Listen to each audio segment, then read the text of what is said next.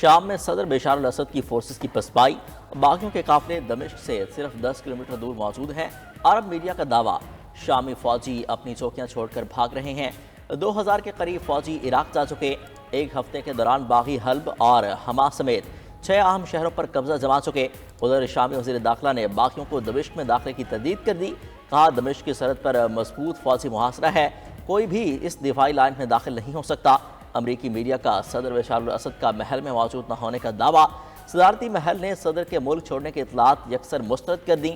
Army chief کا بغاوت کو کچلنے کا عزم، کہا بڑی تعداد میں دہشت گردوں کا صفایا کر چکے، عوام افواہوں پر کار نہ دھریں۔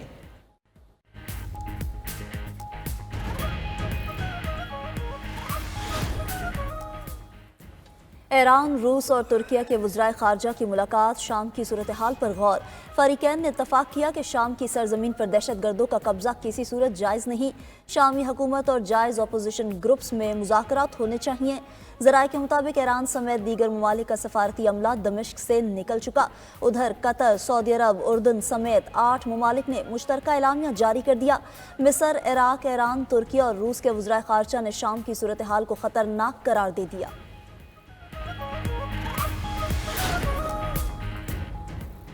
امریکی انتظامیہ نے اگلے چند روز میں شامی حکومت گرنے کی امید ظاہر کر دی۔ حکام کے مطابق شام میں باغیوں کی کارروائیوں پر نظر رکھے ہوئے ہیں۔ بائیڈن انتظامیہ شامی باغیوں کو پہلے ہی دہشت گرد قرار دے چکی۔ دوسری جانب ورلڈ فوڈ پروگرام نے لڑائی سے 15 لاکھ افراد کے بے گھر ہونے کا خدشہ ظاہر کر دیا۔ شام میں پہلے ہی 1 کروڑ 29 لاکھ افراد غذائی عدم تحفظ کا شکار ہیں۔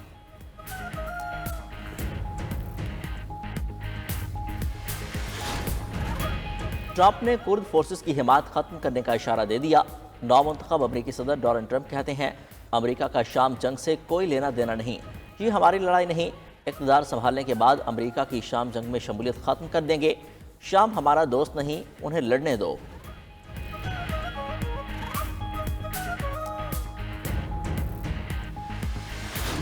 کے خلاف اعلان جنگ نہیں کیا، آپ نے ہمارے خلاف اعلان جنگ کیا ہے، لیکن ریاست سے تصادم نہیں چاہتے۔ ہم کہتے ہیں ہمارے رجسٹریشن کراؤ اور آپ کہتے ہیں نہیں، ہم آپ کے رجسٹریشن نہیں کریں گے۔ ہم کہتے ہیں ہمارے بینک اکاؤنٹس کھولو، آپ ہمارے بینک اکاؤنٹ بند کرتے ہیں۔ اب تک جو دینی مدارس آپ کے ہاتھ میں آئے ہیں، آپ نے وہاں کی دینی علم کا خاتمہ کر دیا ہے۔ دینی مدارس کو حکومت کے اثر و نفوذ سے آزاد رکھنا چاہتے ہیں، یہ ایک بنیادی اصول ہے۔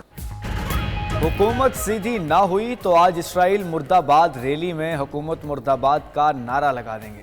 سربراہ JUI مولانا فضل الرحمان کا آج عقل لاہے عمل دینے کا اعلان۔ بولے ہم ریاست سے تصادم نہیں چاہتے، ہم نے نہیں، آپ نے ہمارے خلاف اعلان جنگ کیا، ہمارے مدرسوں کو انتہا پسندی کی طرف دھکیلا جا رہا ہے۔ ہم کہتے ہیں مدارس کے بینک اکاؤنٹ کھولو، یہ بند کر دیتے ہیں۔ ہمارا اور آپ کا سامنا اب ہو چکا، اس جنگ میں ہم ڈٹے ہوئے ہیں۔ دینی مدارس کو حکومت کے قبضے سے آزاد کرائیں گے۔ مولانا نے قرار دیا کہ مدارس رجسٹریشن بل پر آصف علی زرداری سے اتفاق ہوا تھا، اب ایوان صدر سے اعتراض آ رہا ہے۔ کیا یہ بدنیتی نہیں؟ ہم ان کے اعتراضات کو قابل غور نہیں سمجھتے۔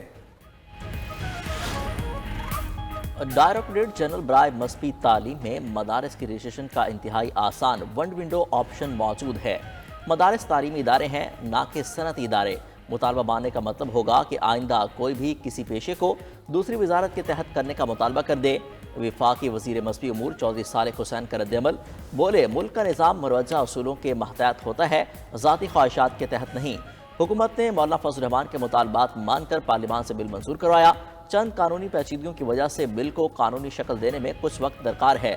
اس کا ہرگز مقصد نہیں کہ رجسٹریشن کا پورا عمل ہی رول بیک کر دیا جائے۔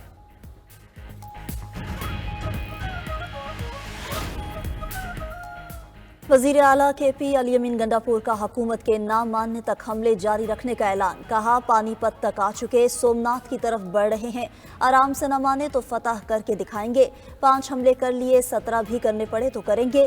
ملک کی خاطر مذاکرات کر رہے ہیں، سول نافرمانی کی تحریک کا فیصلہ ابھی نہیں ہوا۔ گنڈاپور نے بشرا بی بی کے اکیلے ڈی چوک پر رہ جانے کے موقف کی بھی تردید کر دی۔ کہا میں شروع سے لے کر آخر تک بشرا بی بی کے ساتھ تھا، اکیلے چھوڑے جانے کی بات کا جواب وہ ہی دے سکتی ہیں۔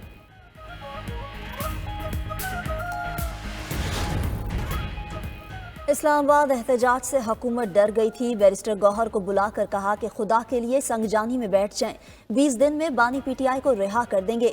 बानी पीटीआई की बहन अलीमा खान का दावा, कहा इंसाफ के निज़ाम का तमाशा सब देख रहे हैं। सेक्रेटरी जनरल पीटीआई सलमान अकरम राजा ने कहा कि मुल्क की फलाह के लिए जो बेहतर हुआ वो करेंगे, अपना हक लेकर रहेंगे। साहिबजादा हामिद रजा भी बोले, मुज़ाकरात चल रहे हैं, अगले चंद दिनों में हालात बदल सकते हैं।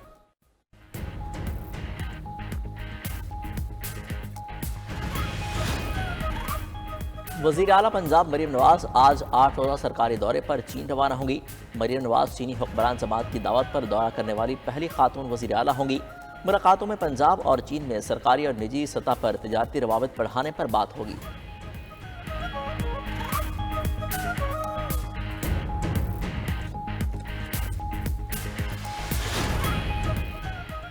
पाकिस्तान भर में इंटरनेट की सुस्त रवि से सार्फिन परेशान। पीटीए ने फ्रीलांसर्स के लिए मोबाइल नंबर से VPN रजिस्ट्रेशन की सहूलत मुतारिफ करा दी।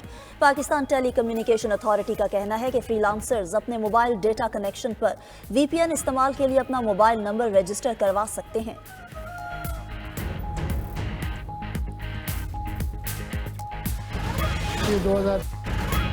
महकमा ज़राअत सिंध नाकारा हो गया। उमरकोट की मिर्च मंडी बना सका न 16 साल गुजरने के बावजूद एग्रो एक्सपोर्ट जोन बने। लाहौर के सरकारी अस्पतालों में वेंटिलेटर्स और तिबी अमले के फुकदान की खबर भी 92 न्यूज़ के प्रोग्राम खबर क्या है में सामने आ गई। डिस्ट्रिक्ट एजुकेशन अथॉरिटी में माली बेज़ाब्तियों की दास्तान भी सामने आ गई।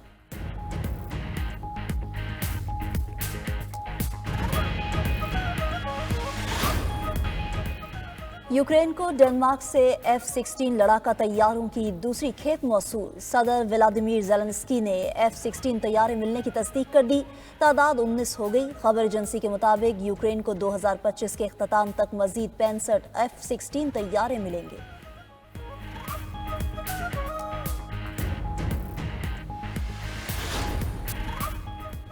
बरतानिया में तूफान डारा की तबाहकारियां, शदीद बारिशों से निज़ामी ज़िंदगी मफलूज। लंकाशायर में तूफान के बायस एक शख्स हलाक हो गया। शुमाली आयरलैंड, इंग्लैंड और वेल्स में हज़ारों अफराद बिजली से महरूम। 90 मील फी घंटे की हवाओं से दरख्त जड़ से उखड़ गए। मुतअद्दिद परवाज़ें मनसूख।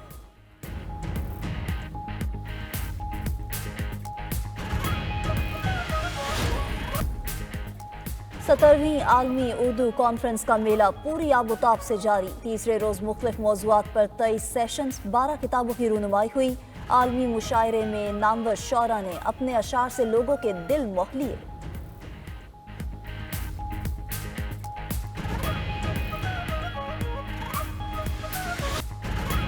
गवर्नर हाउस में सिंध कल्चर डे की मुनासबत से रंगारंग तकरीब।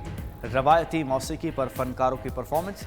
बच्चों ने टैबलोज पेश करके हाज़रीन से खूब दाद समेटी।